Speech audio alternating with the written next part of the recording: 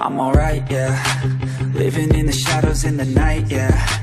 Always searching, looking for the light, yeah. At the end of the day, ऊपर तेरे lucky है performance की तलवार। इस वीडियो के अंदर हम लोग डिस्कस करेंगे सेक्शन 1.2 सिस्टम इंटरनेशनल। सबसे पहले हम उसको समझ लेते हैं, उसके बाद हम लोग इसकी डेफिनेशन की तरफ जाएंगे। ऐसी दरिया है ये, रिमेंबर कर ले, जो डूबे वो ही होता है पार। तो दुनिया में दो तरह की चीज़ें होती हैं, एक वो जिनको हम मैयर नहीं कर सकते, जिस तरह लव, इमोशन वगैरह इस तरह की चीज़ें, और दूसरी वो चीज़ें जिनको हम मैयर कर सकते हैं किसी भी फॉर्म में। वेट हो गया, मैस हो गया, लेंथ हो गई, टाइम हो गया। इन सब चीज़ों को हम लोग कहते हैं फ़िज़िकल क्वांटिटीज़। अच्छा, ये सारी जो फ़िज़िकल क्वांटिटीज़ हैं ना, इनको पूरी दुनिया में मुख्तलिफ़ तरह से मैयर किया जाता था। अब मिसाल के तौर पे लेंथ है तो कोई इसको मीटर में नाप रहा है, कोई फीट में नाप रहा है, कोई गिट्ठों में नाप रहा है, और अपनी अपनी मर्ज़ी से सारे लगे हुए हैं। तो पूरी दुनिया ने सोचा कि भाई ऐसा करते हैं, कोई कॉमन सिस्टम बना लेते हैं और सारे उसी यूनिट को एक्सेप्ट करेंगे। तो 11th जनरल कॉन्फ्रेंस में 1960 के अंदर पूरी दुनिया के अंदर एक ही सिस्टम को एक्सेप्ट कर लिया गया, जिसको कि SI सिस्टम ऑफ यूनिट्स कहते हैं। जो भी आए यहाँ पे उसको चांस एक मिलती है, हर नजर की यहाँ पे सोचो एक मंजिल ही है। अब हम देख लेते हैं एक दफ़ा इसकी डेफिनेशन को। सिस्टम इंटरनेशनल एक इंटरनेशनल सिस्टम ऑफ यूनिट्स है जो कि पूरी दुनिया में साइंटिफिक सोसाइटी एक्सेप्ट करती है, और सारी साइंटिफिक कैलकुलेशंस जो हैं वो इन ही यूनिट्स के अंदर की जाती हैं, जो कि इंटरनेशनल सिस्टम की तरफ से एग्रीड है। अच्छा, तमाम मेजरेबल क्वांटिटीज़ को फिजिकल क्वांटिटीज़ कहते हैं। A complete set of units for all physical quantities is called system of units. और सिस्टम इंटरनेशनल जो इंटरनेशनली एग्रीड है। असल में जो सिस्टम इंटरनेशनल है वो सिस्टीम इंटरनेशनल, जो उसका फ्रेंच वर्जन है, वहाँ से निकला है, लेकिन हम इसको SI यूनिट के नाम से जानते हैं।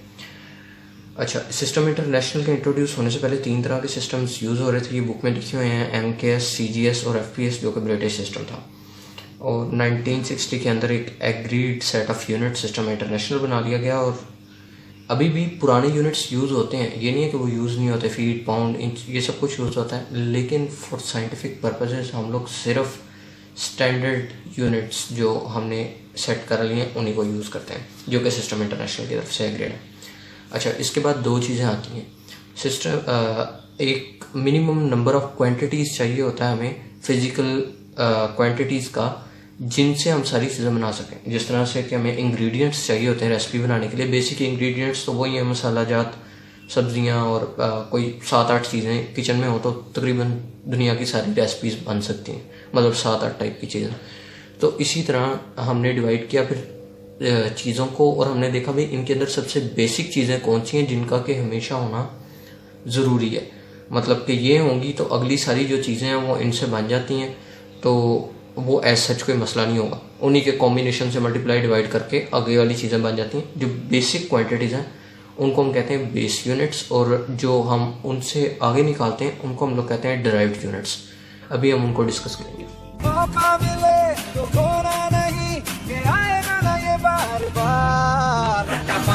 बोर्ड की तरफ जाने से पहले हम लोग फिजिकल क्वांटिटीज़ को समझ लेते हैं। फिजिकल क्वांटिटीज़ 2 टाइप के हैं, बेस क्वांटिटीज़ और ड्राइव क्वांटिटीज़।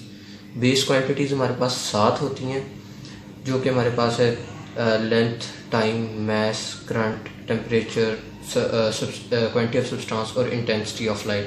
इनके एक डिफाइंड यूनिट है। लेंथ का मीटर है, टाइम का सेकंड है, मैस का kg है, करंट का एम्पेयर है, टेम्परेचर का केल्विन है, सब्सटेंस का जो है वो मोल है, और इंटेंसिटी ऑफ लाइट जो है वो कैंडेला के अंदर मेजर की जाती है।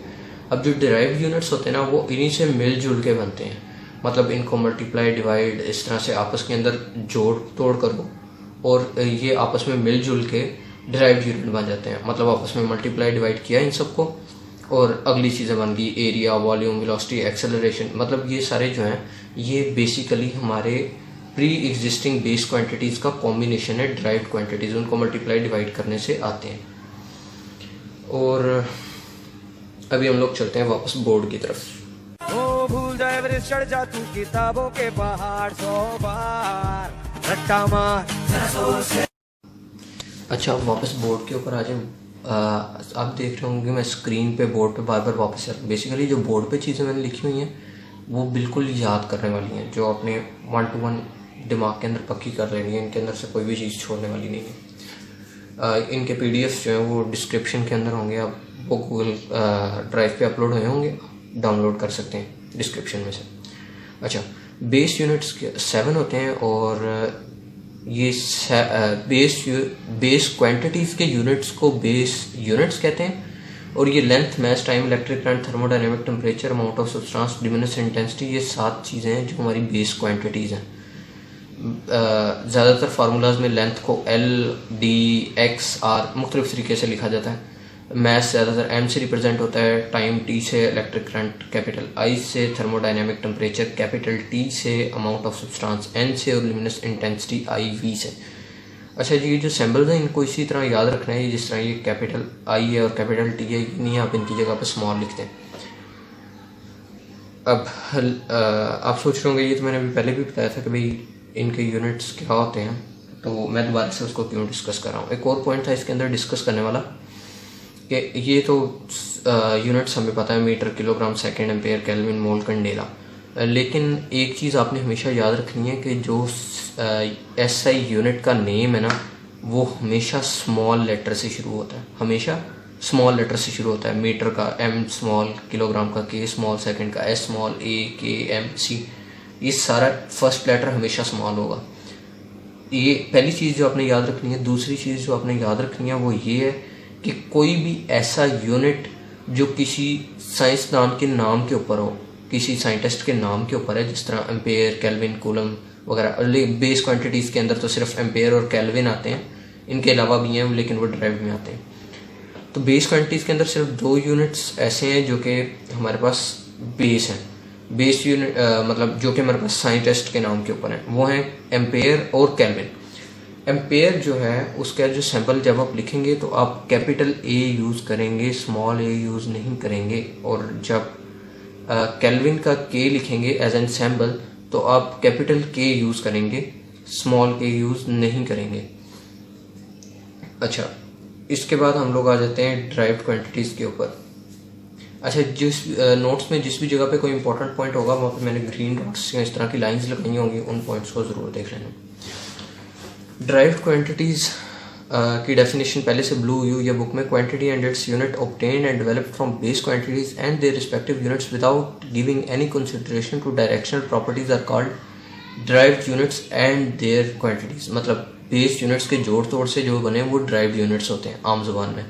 और डायरेक्शनल प्रॉपर्टीज़ क्या होती हैं? डायरेक्शनल प्रॉपर्टीज़ होती हैं कि हम इस चीज़ को कंसिडर नहीं करते कि मीटर लेंथ में से आया था, एरिया में से आया था, वॉल्यूम, मतलब कि किसी भी क्वांटिटी में से ये ही 7 चीज़ें आ रही होती हैं। हम ये नहीं देखते कि भाई इसका मीटर कोई और है, उसका मीटर कोई और है, मतलब डायरेक्शनल प्रॉपर्टीज़ को हम कंसिडर नहीं करते।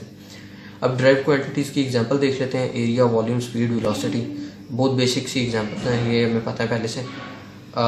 इनके symbols A, capital V, small v speed के लिए, वेक्टर V वेलोसिटी के लिए, स्मॉल a एक्सेलरेशन के लिए, और इनके unit square metre, cubic metre, metre पर सेकंड स्क्वायर। अच्छा, ये आप कभी भी स्मॉल करके SQM, CBM या MPS मीटर पर सेकंड या इस तरह की चीज़ें नहीं लिख सकते। ये यहाँ पूरे लिखेंगे या आप इस फॉर्म में लिखेंगे, इनके दरमियान वाली कोई भी साइंटिफिकली एक्सेप्टेड फॉर्म नहीं है। अच्छा, ये बनते किस तरह है? Metre square. अब एरिया का फार्मूला क्या होता है? लेंथ इंटू ब्रेड्थ, दोनों मीटर में ही मेजर होते हैं, तो metre into metre, metre square. Volume, length into breadth into height, metre into metre into metre, metre cube. Speed का होता है distance travelled divided by time. Distance travelled किस में मेजर होगा? मीटर के अंदर, उसका ऐसा यूनिट मीटर है। और टाइम का यूनिट सेकंड है, तो ms-1। और इसी तरह वेलोसिटी बाय टाइम जो है एक्सेलरेशन होती है, तो ms-2 जो है वो एक्सेलरेशन के लिए।